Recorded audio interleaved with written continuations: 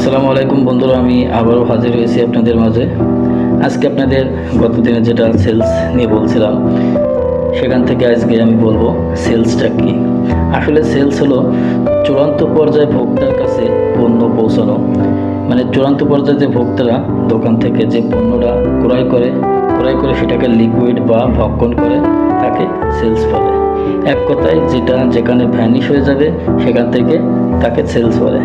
যেখান থেকে আর রিটার্ন আসার কোনো সম্ভাবনা থাকে না সেটাকে সেলস বলে।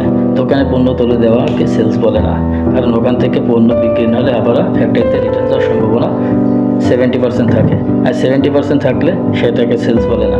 আমরা ওখান থেকে যখন আমরা ভোক্তার হাতে পণ্যটা তুলে দেবো এবং ভোক্তা যখন সেটা লিকুইড বা ভক্ষণ করবে তখন সেটাকে সেলস বলবে। ঠিক আছে বন্ধুরা, তাহলে সেলস বিষয় ক্লিয়ার। আপনারা পরবর্তীতে যদি কোনো ভিডিও চান তাহলে আমার সাথে থাকবেন এবং লাইকটাকে